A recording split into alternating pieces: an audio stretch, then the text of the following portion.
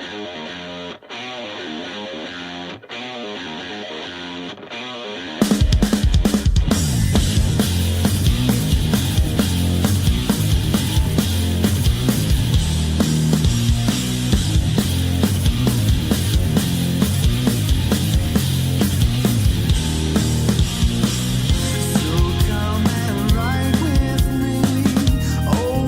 the dusty oceans, escaping.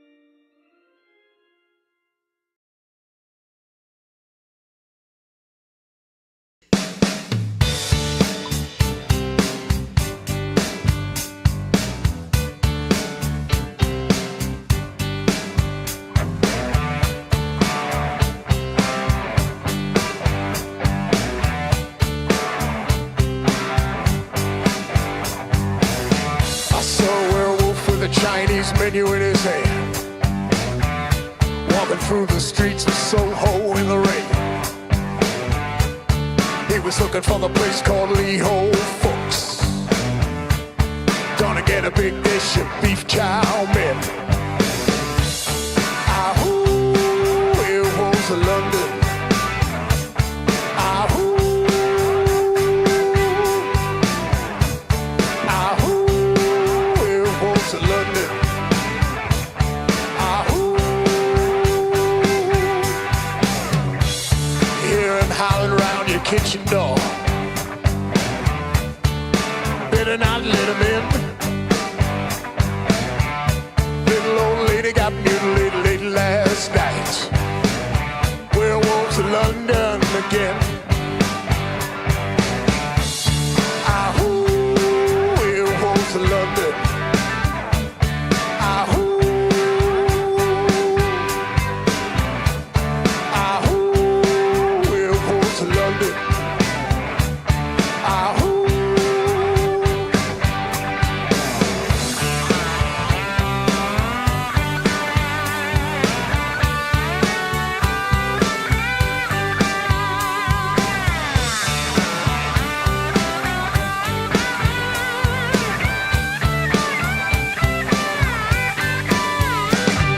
The hairy-handed gent who ran amok in Kent.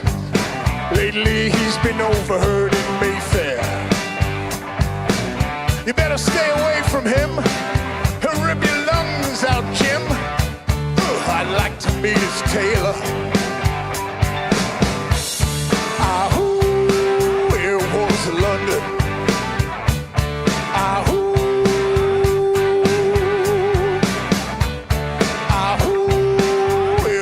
London. Ah-hoo. When I saw Lon Chaney walking with the Queen, doing the werewolves in London. I saw Lon Chaney Jr. walking with the Queen, doing the werewolves in London. Saw a werewolf drinking a pina colada at Trader Vic's. His hair was perfect. Yep. Ah-hoo. Werewolves of London. Ah-hoo. Werewolves of London.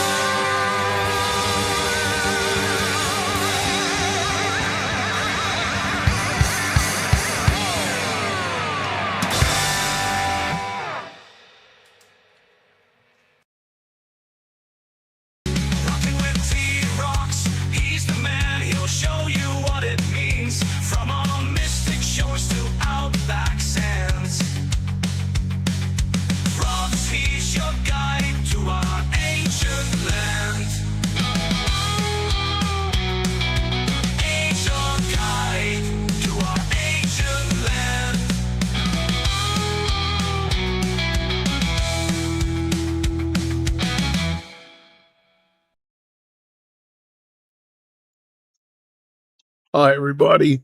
How you going? Bit of a long intro today, but I put that little piece together with the Eye and I. They didn't have a film clip for that tune, but it's a great tune. So I made them one. There you go. That Rock Crusher thing is just hypnotizing. It's hypnotizing. I can watch it. It goes for 22 minutes, actually. I could watch all of it.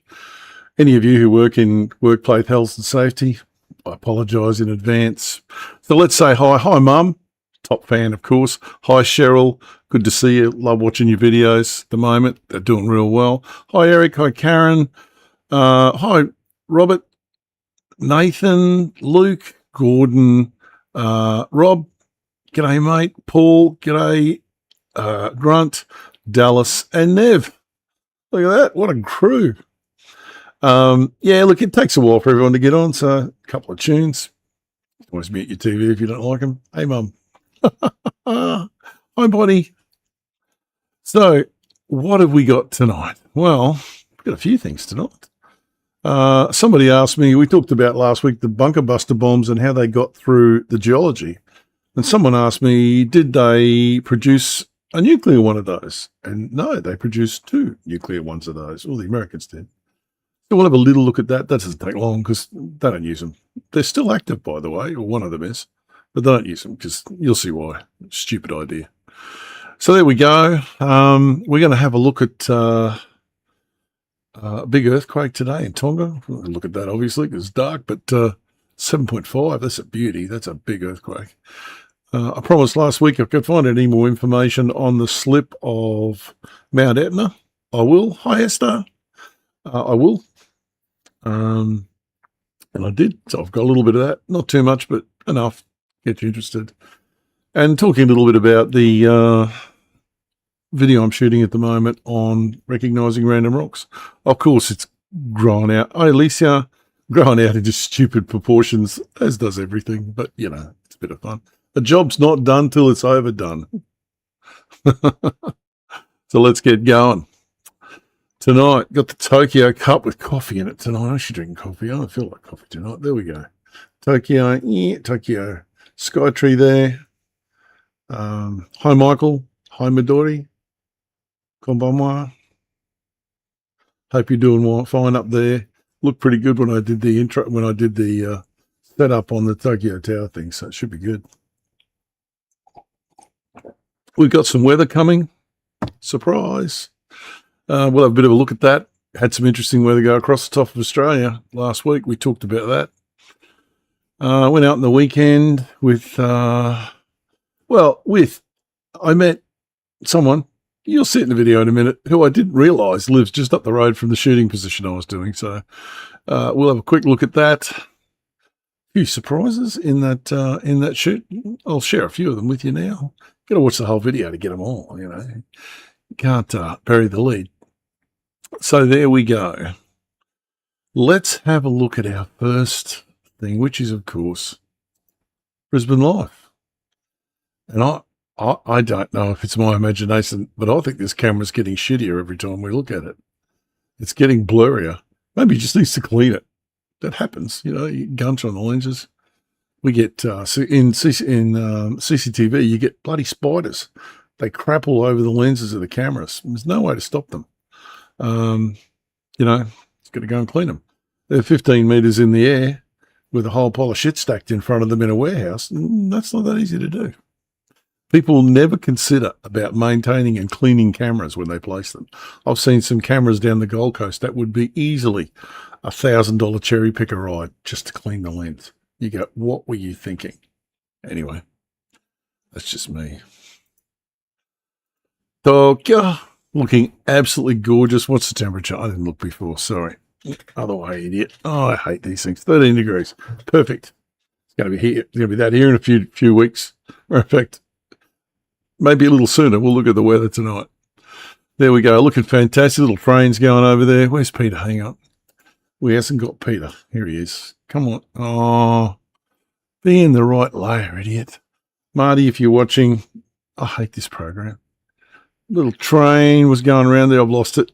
I can't see it now. Anyway, that's it there, I think. Awesome place. It's Rainbow Bridge. Not to Asgard, unfortunately. Tokyo. Shibuya Crossing, the Scramble. I'll look the name of this scramble up one day. Someone can look it up.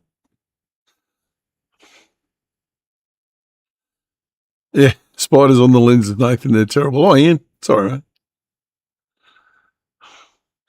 The chat's over there tonight. I'll just keep moving around just to keep me on my toes. Those little buses are electric, by the way. They're amazing, but don't put too many of me in them. They don't have to. It's interesting. When I first started going to Tokyo, I'll let this run for a bit because it's really fun to watch. I know. When I first started going to Tokyo, and I can't remember when, but it's probably 25 years ago, 20 years ago, I'd get on a train with my son, and my son is also 6'X tall, and he was even then.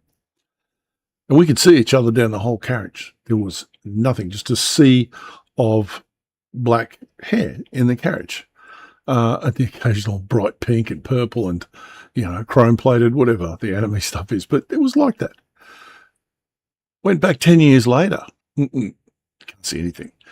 There's the generation that came up. I don't know when it was. My God, they're getting tall. They're getting tall. They're well built because they're living on, probably McDonald's and chips or something. Rice is a good food, but it's not particularly nutritious. You're never going to build a sumo on rice.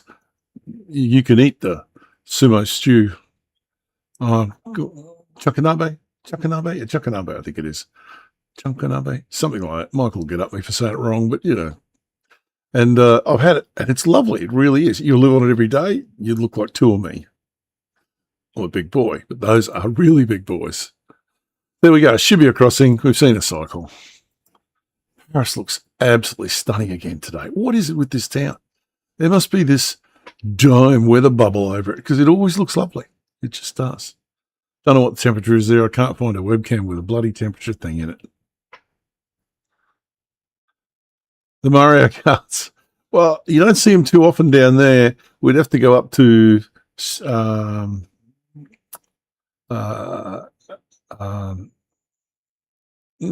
on, time.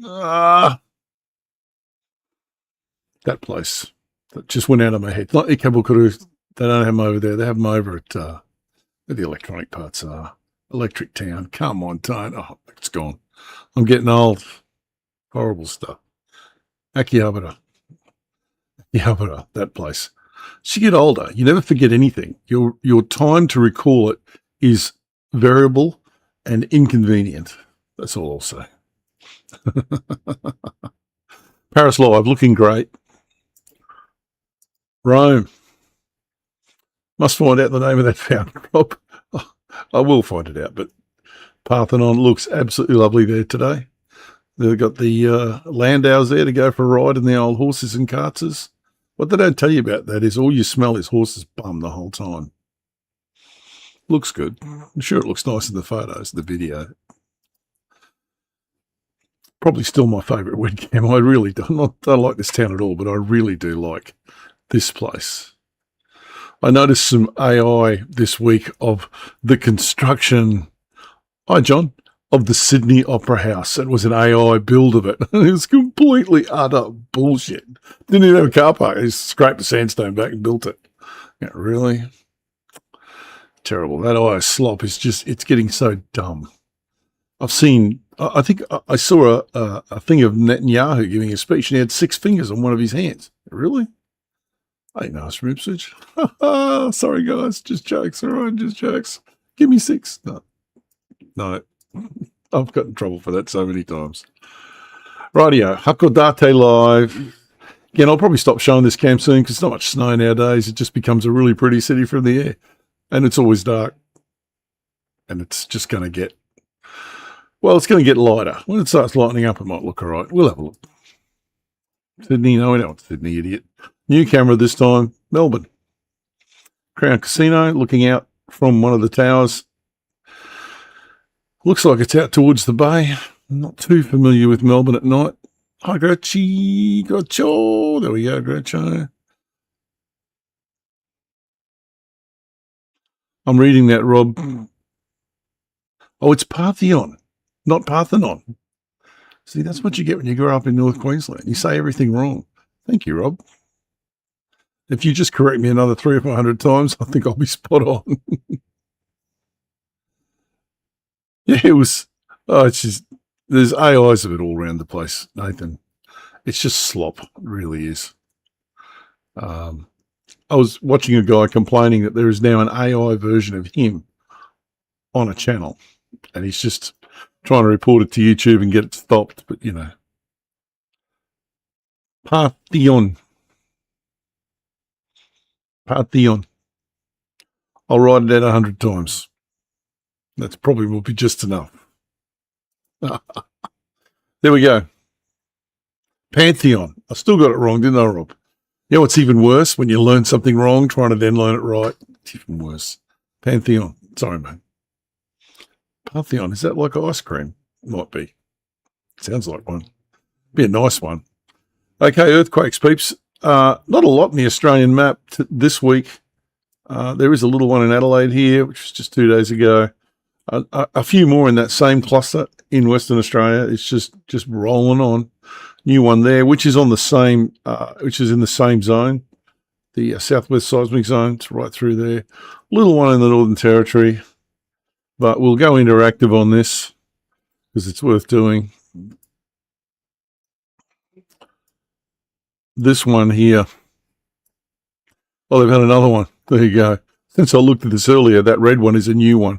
This big guy here was this afternoon, 7.5, and there's been another one now. So that's not good. There was initially a tsunami warning for Tonga, but I think they withdrew it. But I don't know, man. I don't think I'll be sleeping near the ocean with that shit going. This place is cooking. It is really cooking off.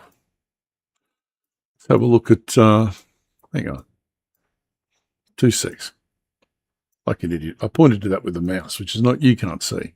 So this guy here, 7.5. This guy here, brand new. That was not there earlier tonight. So there's a heap of stuff going on here. That will not just shake your crockery. 7.5 will break your house and probably sort out all the groceries in the shops and all that sort of stuff. A few off Tokyo. Remember I said last week that this ridge up here has calmed down? I'll take it back. It didn't work. The action last week was at this end of the Pacific Trench. Now it's down here, so it's always going somewhere. Rings like a bell. Been doing some research into Shanghai because there's a tower. I'm going to do another series of those towers, those tall tower foundations, just some different ones. And of course, you cannot do any sort of video on tall buildings without including Shanghai. And there's some interesting stuff going on there. It really is. We will give that a bit of a go. We'll stop interacting. Let's have a look at the sea temp maps. Still plenty of warm water out there. Right now there is, and I'll show you on the weather map in a minute. There's a great big low pressure system cruising down out here. Now, it is a cyclone, but Fiji have not going to name it because it's going to fall apart almost immediately. And it's going to head down towards New Zealand, but it will almost certainly break apart and spawn something down south that I don't think it'll affect us, but it's definitely going to affect Sydney. She's going to get a bit wet down there, I think. And here's the map. So, ex-tropical cyclone Narelle, which will be a tropical cyclone again within a day or so out here, 990. This thing out here is 994. It's only 4 hectopascals higher. This is a huge storm. And because it's no longer in the tropical zone, they don't call it a tropical cyclone, but it's a storm. And it's going to come down here, break up, give New Zealand a bit of a seeing to. But once these ridges come through, almost certainly going to see a low pressure system form here. And it'll probably give us a bit, but it's going to give Sydney and central New South Wales quite a seeing to, I think, in the next week, something like that. But this thing here is almost certainly going to come out here, fall down here, come in across here, heap of rain, and come back through here and probably give these guys a seeing to as well in the next 10 days or so. Be interesting to see it do the big lap of Australia. Started out here, right the way around. It's not going to go back up. They don't do that. That ain't happening. Anyway, there we are. The weather. Bad carbs, good carbs. Gotta have them. Gotta have them. Oh, I love that cake. As a matter of fact, I think we're going to have one because, Mum, I think that's what David wants for his birthday. I like it. It's good cake. It's is it as bad as it looks? Yes, it is. Sorry, Liam, G'day, wasn't watching. Paul. Melbourne's cool. I like Melbourne. I don't like Sydney, but I like Melbourne. I like Melbourne a lot. I haven't lived in Sydney, but I have lived in Melbourne, and I've lived in Victoria, and I've spent some time in Sydney, but not living 10 days, 8 days. That's not really living there. Yeah, I can't say much. Liam, am I allowed to say anything about Gary? No, I won't. It's Liam's show. Let him do that. I'm very impressed. Watch Liam's next video. Dan will do it. You will enjoy it, I promise. Anyway, so there we go. Bad carbs, good carbs. And of course, we have to do no carbs, low carbs, because we just do. I'd say no carbs, low carbs, no carbs. How about that? And that's a very nice piece of fuel-injected V8 down there. Fairly shallow V8, that one. Don't know. Looks nice, though. So there we go. So every galah and every pet shop in Australia this week's talking about the price of fuel and why we haven't got any fuel and then why we have got fuel and, all that stuff. I wrote a bit on the comments page earlier this week. I'm not going to repeat it all, but we have this fuel problem because successive governments of all flavours are dickheads and they just don't think about our future. Yes, Mum, I heard you. I'll put the chat up, all right? There you go. Yeah. You didn't know it. That's at UTV. I got you. I can hear you now. That's not true. But so, Mum's got a new TV, guys, and it's nice. Yeah, they're out when they're done. That's a good attitude, Liam. You put yourself on a schedule. It works until it doesn't, and then it can hurt you. So don't get carried away with that. Hey, Cheryl. I'll ask you how you're going with it. For those that don't know, our friend Cheryl, out and about with Cheryl Gray, is doing a 14 videos in 14 days challenge for herself. She's up to about video number 3 or 4. I've lost count, but rocking on. All of them have been watchable. They've all been good. So well done. I haven't watched today's yet. Yeah, $3. I know it's horrible. Thanks, Ian. She remembers you. There's no question of that. I think the price of fuel is what it is. It's what it is. We are getting. I mean, I was a joke, but it's not true. The oil companies have released a press release saying that they promise that the current international oil price gouging on petrol will not interfere with the normal Easter price gouging on petrol, which they do every year. So, really, talk's cheap. The government wants to get involved. That's fine. They better know what they're doing. It's a complex machine. The oil industry, you don't want to be turning knobs if you don't know what the hell they do. But most certainly allowing refining in our major cities to be shut down essentially was a mistake.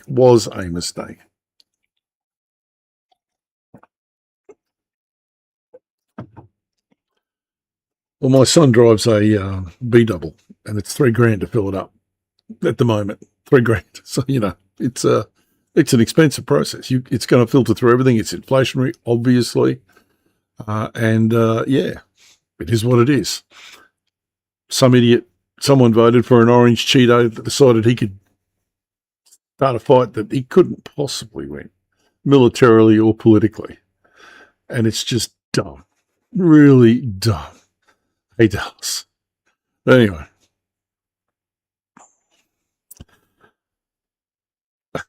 That's a long name, dude. You're going to get called abandoned, all right? Either let me know your Christian name or you get called abandoned. G'day anyway, mate. I haven't seen you before on this. Yeah, the refineries are wrong. If you want to see a really good little refinery, Cheryl Gray did a video at Eromanga in Western Queensland not that long ago. It's on a channel. You can go and watch it. And there is a small diesel refinery there.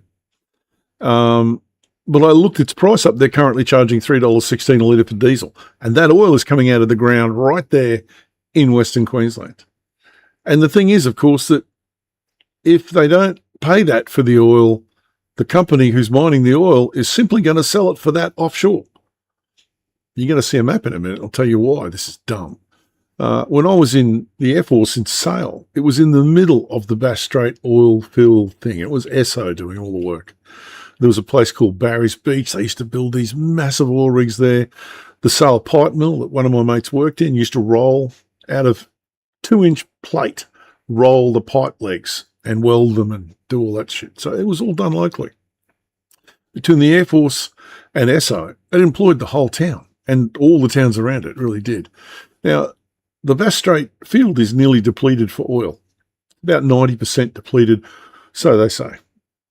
It could be more down there, who would know? But it's still producing a lot of gas. The Longford gas plant, all that stuff, which blew up, remember. But anyway, it's still producing a lot of gas. And, yeah, look, Esso are about to sell their Bass Strait. 16 rigs, I think they've got out there. There are lots of wells, by the way. There's just because there's one rig, there's lots of wells around that rig.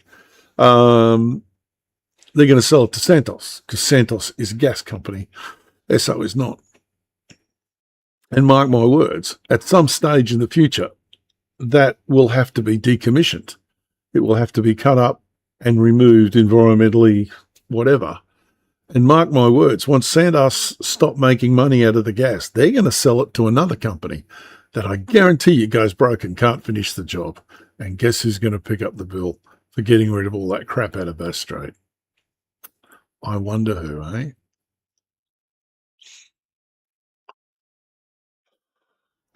Yeah, look, I was told by someone, and I don't remember who it was rampy down here at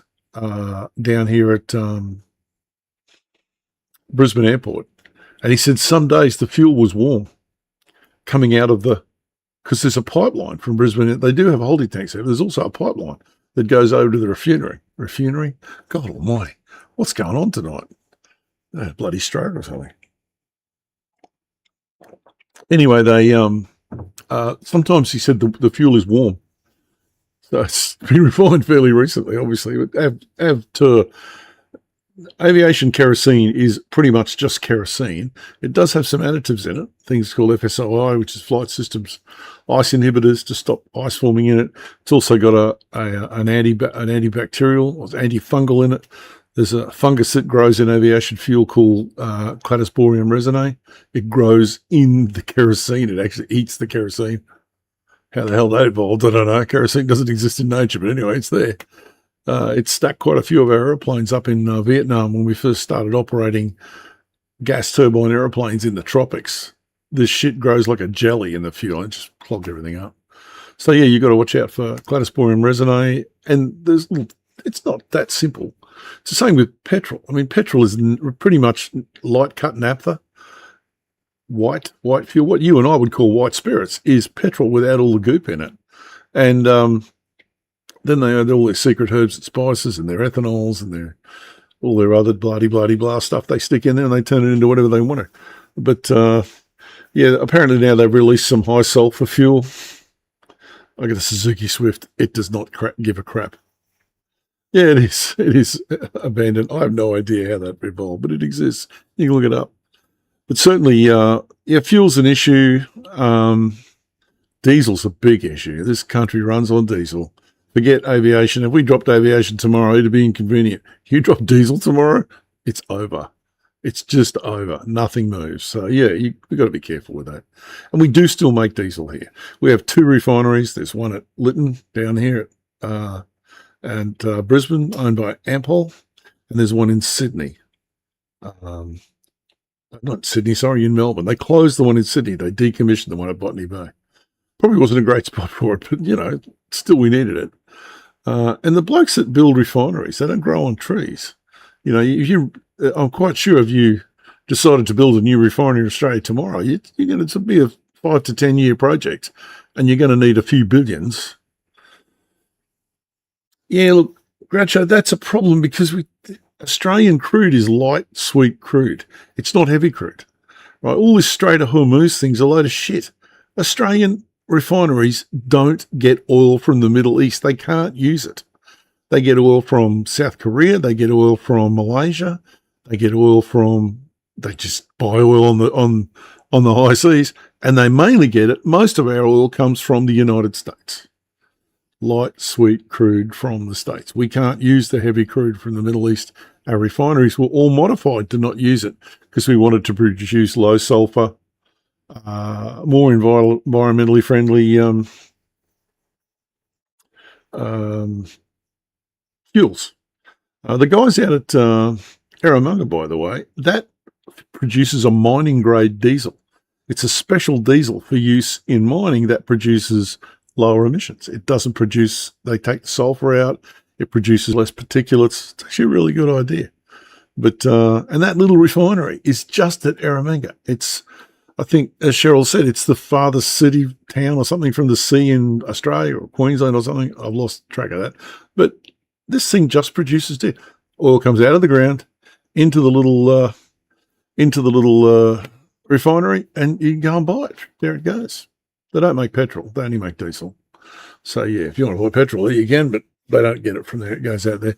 If you have ever travelled on those roads out there, there are B-double tankers after B-double tanker after B-double tanker just going backwards and forwards because that's how they get their fuel. It doesn't go out on rail anymore, does it? We wrecked all that.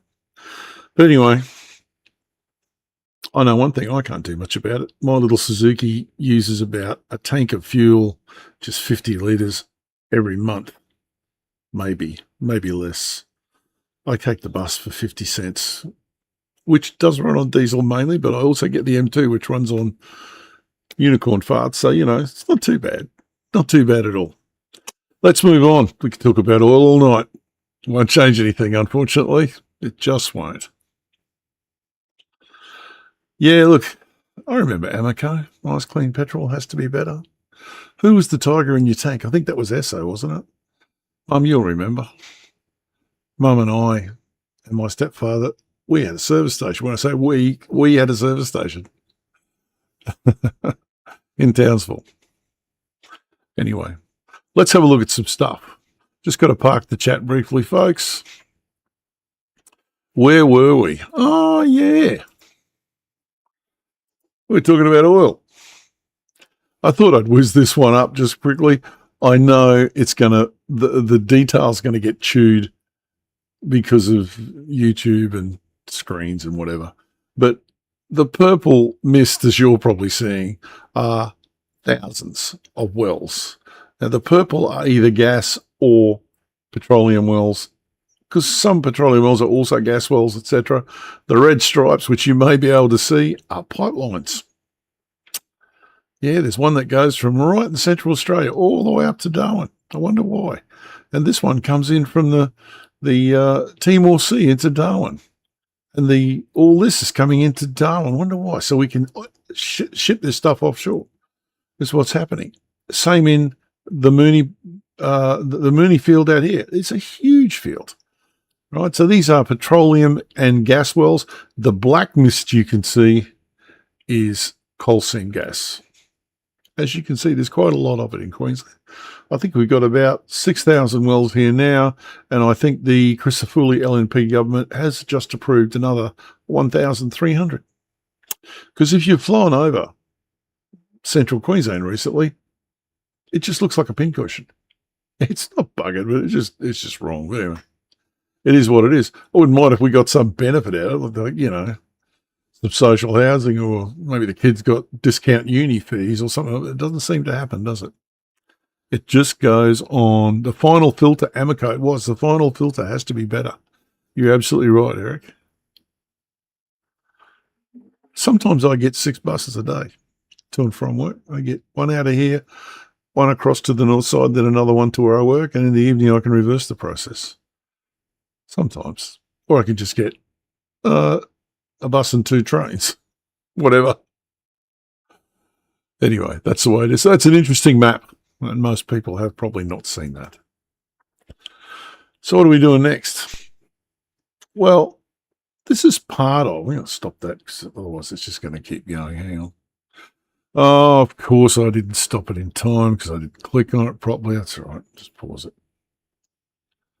This is a piece of basalt. And I've been under the microscope because we're talking about how to recognise random rocks. But what I would show you, this was a failed attempt. This is a friend of mine has a laser. I don't know if any of you got those little coasters I gave away at the meetup, cut with my friend's laser. He also tried to do the basalt for me. And this is what the laser did. And what the laser does, it hits the basalt and it turns it instantly into obsidian.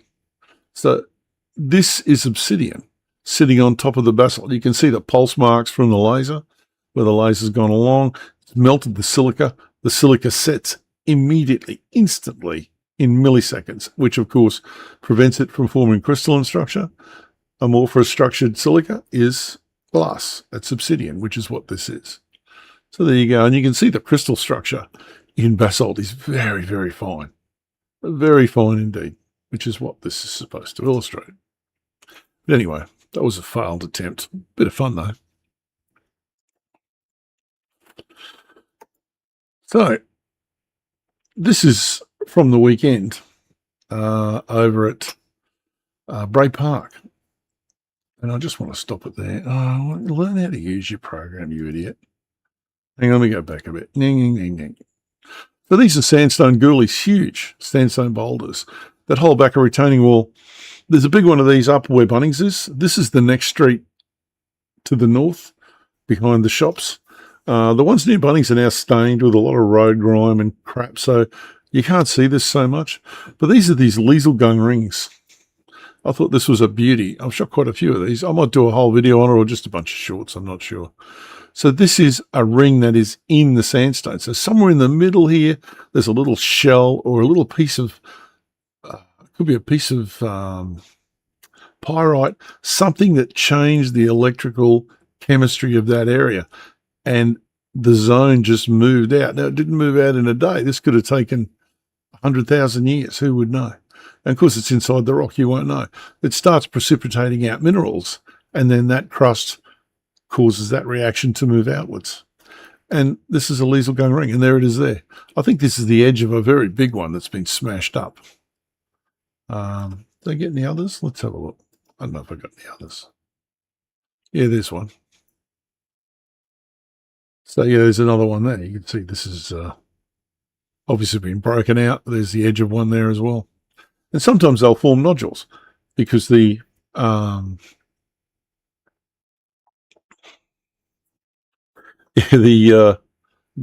of the rock changes and it gets harder.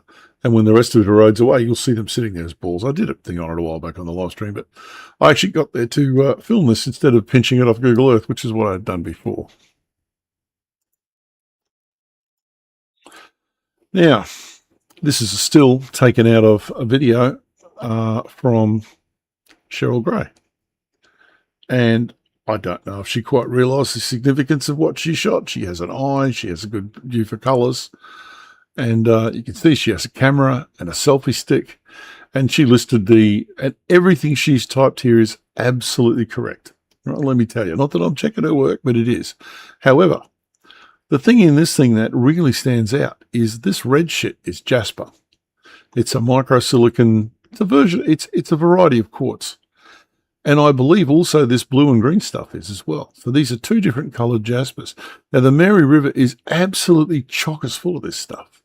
My son brought me back some rocks from Kenilworth. He said, "What's this stuff, Dad?" It's exactly this stuff, jasper. This river is full of it. And, of course, it falls out on pebble banks. That's actually a piece of basalt. So is that.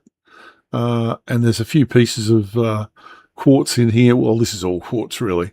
But there's a few pieces of whiter quartz in here. And there's these things I think might be, I'm not too sure, but I think they're shales. But anyway, I thought it was just a really good-looking image. And, sorry. Oh, hi, Aaron. Manga Jack. Yeah, Cheryl's video is cool. That's a really nice piece of photography there. I'm not quite sure she realised the significance. Of course she did. She would have seen it. How it just looks pretty. It does. And that's a piece of a white quartz there, which has probably come out of, I mean, you know, there's a Gippy gold bearing. There's known for gold. So who knows? Anyway, I thought that was a nice image, and well done, Cheryl. It's so good I'm going to pinch it and use it in my video, as you do. I didn't think you'd mind. So there we go. So when you're out walking Now, in these places, lift the audio on you this. come across the I'll most shut up. interesting things. There's all sorts of rocks. Sometimes there's metal, and sometimes there's metal rockers. It's Liam from Ibis Channel 32. There he is. G'day, mate. Come on over. Let's have a chat. G'day. Mate, good to see you. That's all you get. The rest you got to watch the video.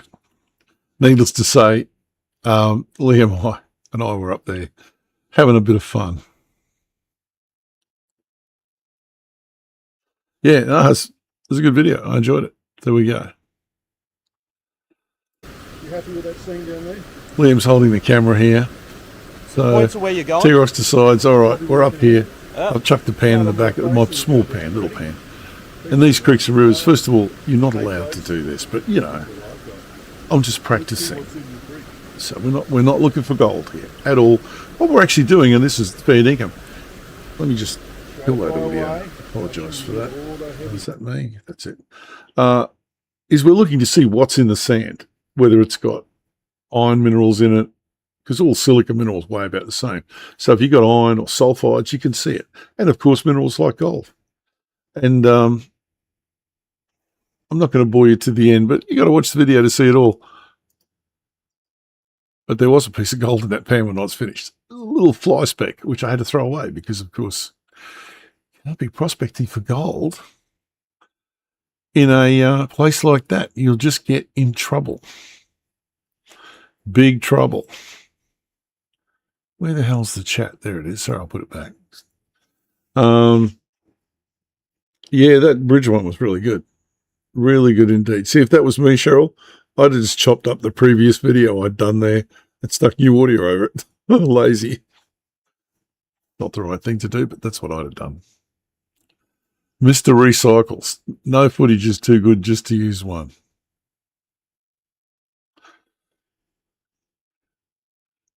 Wow. Well, basalt is microcrystalline and it will ring like a bell.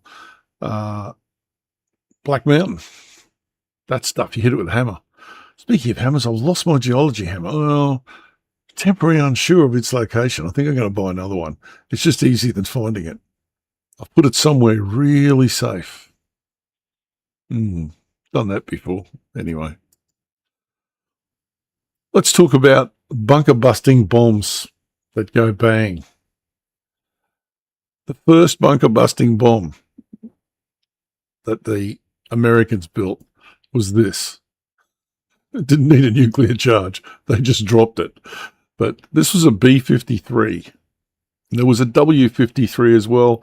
The B is a bomb. W is used in a rocket. So an ICBM would have had a W-53 in it. This is a B-53. Carried by the B-52, not to be confused. It's the only thing that could lift the stupid thing.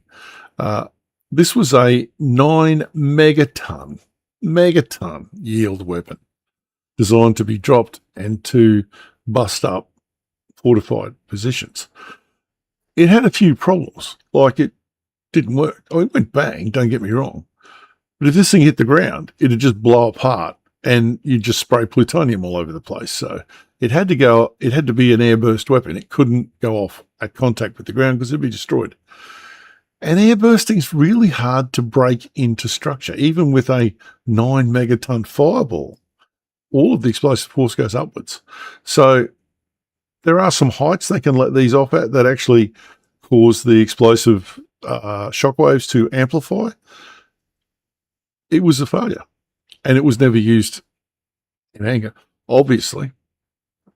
But they did drop one accidentally in America, and they had to go and scrape all the plutonium up, of course. Broken arrow, they call that.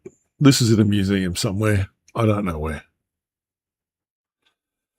Yeah, well, we talked about the Moab last week, and that's why we moved on to the nuclear ones this week. The Moab is effective. It does work. These things don't.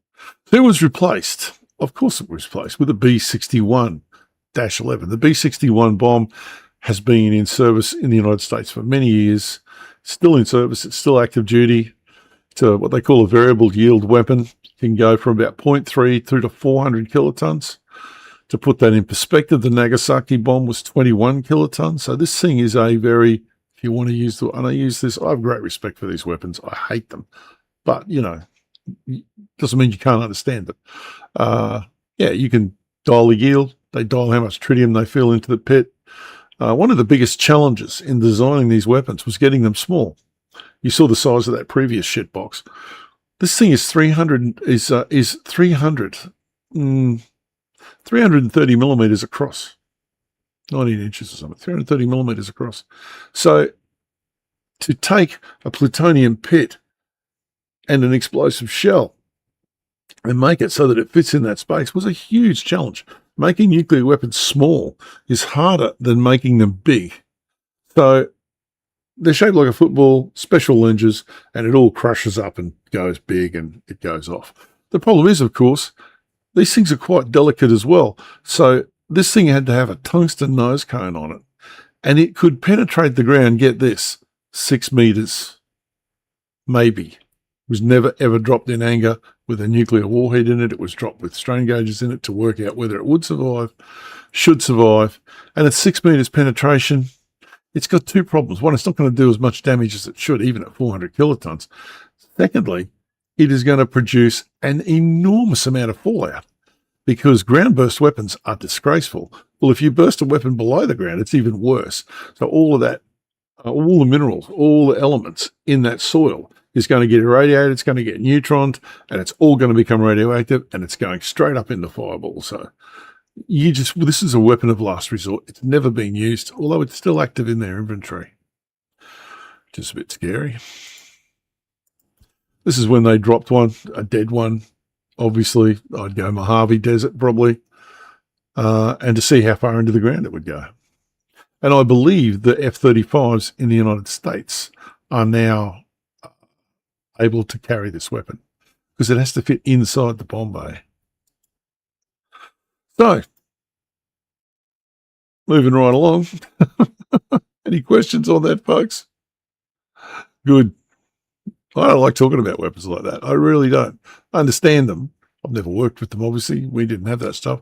We did have a nuclear weapons panel on the F-111, as Andrew, not in the chat tonight, would know. They were there. But it was there to support PaveTac, the dropping of the laser-guided weapons. We actually took it out and we put it back in again when PaveTac came. Anyway, so what have we got here? Well, this is Sicily, which I'm sure, bottom of Italy here, Sicily here. This is Mount Etna. We talked about it last week. It's a big volcano. It's unstable. It's as dangerous as hell. Yeah, it is a sad subject, Esther. But, sometimes, we have to talk about sad subjects. So this is Mount Etna. And you can see this funny lump under the ocean here. It's also Mount Etna. Just it goes out a long way. It's one of the Mount Etnas. Most of these stratovolcanoes are several volcanoes sitting on top of each other. Now, I mentioned last week that they've detected a slide, and it's on this side of Mount Etna. This is the Sea of Iona. So if it slid this way, it will put a tsunami across Greece, Turkey, Crete, like this, like we've never seen the likes of which. So there we go. Yeah. And it's happened before. These are slides underneath the ocean already from when it has already slid. These are fault systems. These are existing fault systems. They're all straining.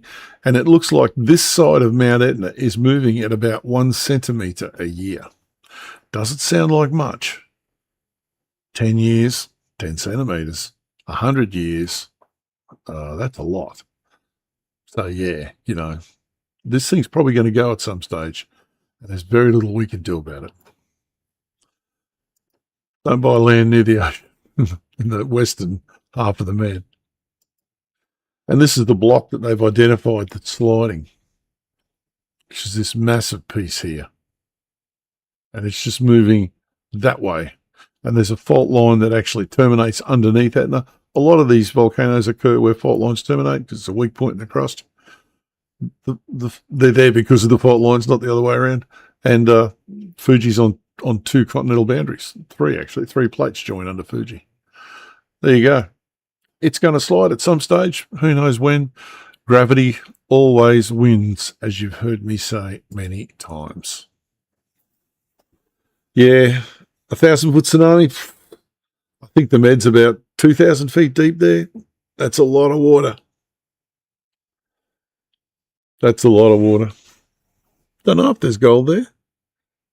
Tattoo Jack, I don't know. Don't know. I sent our old mate Woolman an email today to see if he's okay or still around, or don't know. Haven't heard from him for ages. He used to be on every week, but anyway. See if he replies. Some people just move. They go other places. It happens. So yeah, that taking a gold pen with you into those creeks, as long as you don't start digging holes everywhere, I don't think anyone cares. But you know, don't take a massive big pan and a trammel, or just take a little pan like that. Take a handful of dirt, give it a shove around, see what's in it. You'd be surprised. Hey, Steve, around Brisbane, you find a lot of garnets. Lots of garnets. The Brisbane River is full of garnets. It's got a lot of gold in the Brisbane River too. Just be careful where you prospect, because you got to watch the laws. Queensland laws are absolutely there to hammer amateur prospectors like us. It makes it almost impossible, not impossible, but almost impossible, you know, to prospect mostly. I don't know why, but it is. They like companies, like them pay them money. So we looked at the, what do we have on the week? Oh, we had an election in South Australia, hey? Interesting. It's almost like forwards, backwards lands. Like, I've seen all this before here, about 20 years ago. We'll see what happens. Nothing would probably be the correct answer. Yeah, I loved your Kookaburra video, Steve. I tell you what reminded me, did anyone see the Kookaburra Queen sunk?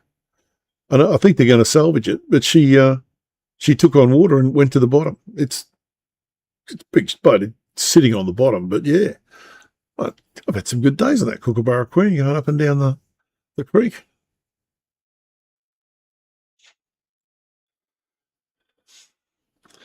Yeah, the Mount Warning area is just, it's, when you look at the geology maps of the place, it's an absolute, looks like a piece of rocky road. There is just stuff everywhere. It's not very old, though, unfortunately. Well, pyrite's a good sign. I have always found, this sounds a bit weird, but if you're finding shotgun pellets, you're in the right place. Lead and gold's quite a lot heavier than lead, but in nature, they're about the same weight in nature. So if you're finding shotgun pellets in your pan, you're probably in the right place.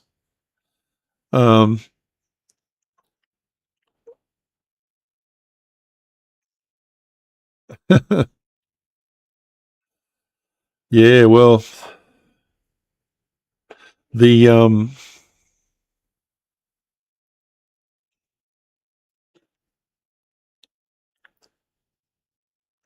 oh, there you go, Manga Jack. The koala's moving, eh? There you go. Let me put the chat back up. I just heard Mum, which is weird because she's 25 kilometres from here. I just heard her say, put the chat back up. I did that deliberately. Sorry. Yeah,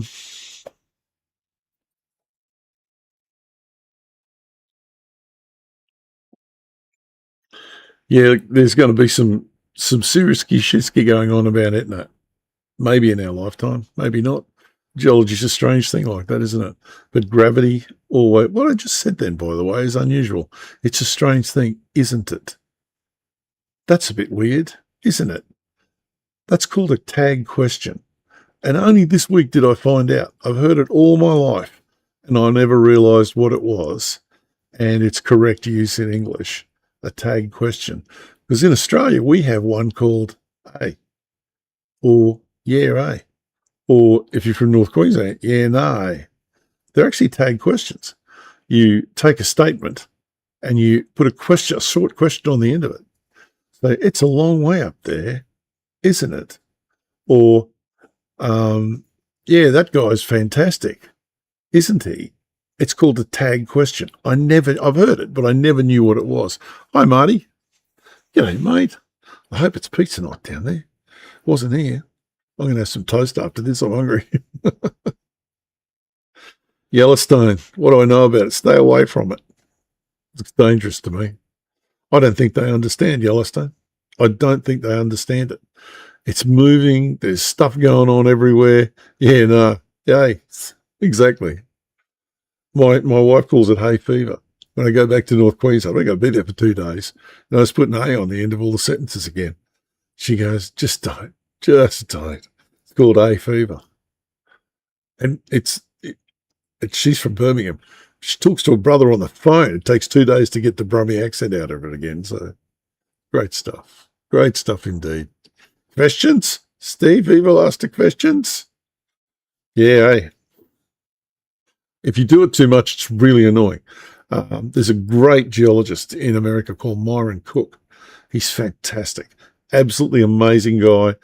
Older guy, probably in his 60s, I'd say, maybe late 60s. Petroleum geologist. I would love to know what he's forgotten about geology. He's just an amazing guy. Love his work. His way is lovely, but he uses tag questions all the time. That's probably a cultural thing, whatever, But this is a really high ridge, isn't it? Don't do that. But anyway, that's the way it is. Yeah, Yellowstone's going to be a bad day for the world if that thing goes off again. It's happened before. It'll happen again. One day. Yeah. Well, fracking was invented by the oil industry, by the way. It was invented by the oil industry to get oil out of wells that had stopped producing oil. They just found out, hey, this shit works on gas. Next week, I promise you, they've used a nuclear weapon to frack a gas well in California. How did it end up? It wasn't California. It might not have been California. Don't hold me to that. It might be Oklahoma. And yeah, did it? Someone got it. Thank you, Warren. Marty. Thank you, Marty. Someone got it. You missed the intro, Marty. It was the Werewolves of London by the Filthy Animals. I had to do it. Lee Hoo Fooks. Got to get a bowl of beef chow mein. Yeah, so I'll put something up next week about that. They actually used a nuclear weapon to frack a gas well. And did it work? Yeah, it worked. Gas came out. It's all as radioactive as hell. Nothing could be used. So, yeah. Be careful where you use them big bungers. They can go wrong. I'm not saying they're all bad, but they're all bad. All of it. But, unfortunately, I've talked to my kids about this. Not in my lifetime. In their lifetime. If this world keeps going the way it's going, if we don't have Australia doesn't have its own nuclear weapons and some way of delivering it a long way, the rest of the world will treat us like dirt, as you can see. Marty, Beef Chummin is completely correct. Later on, if you watch some of the live performances he's done, he says he's going to get a big bowl of me chow mein. The guy's going to eat him. That is a great, great song. Roland the Headless Thompson Gunner. Another great hit from Warren Zevon. For some reason, I always thought Warren Zevon was from London because of the song. He's not. California. Not a London boy at all. Yeah. Tattoo, I heard about that. The nuclear manhole cover. I don't believe a word of it. I think Mythbusters had a crack at that. I don't believe a word of it. It doesn't work.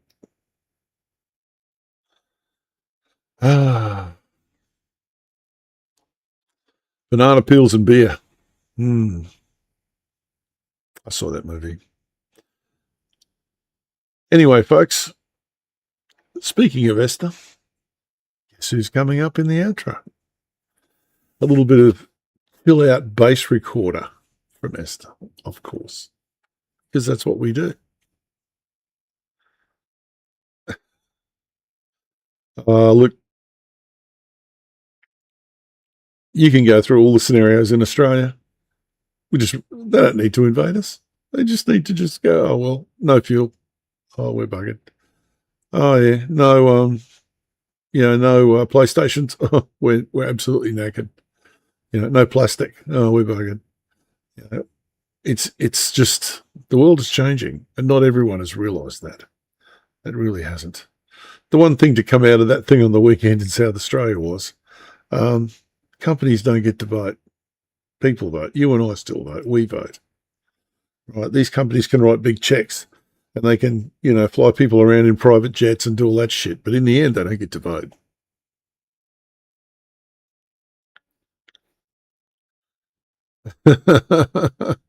Well done, man. Well done, Marty. Well done. Anyway, peeps, I'm going to love you and leave you. I'm still working on the recognizing random rocks video, Rob. I couldn't help it.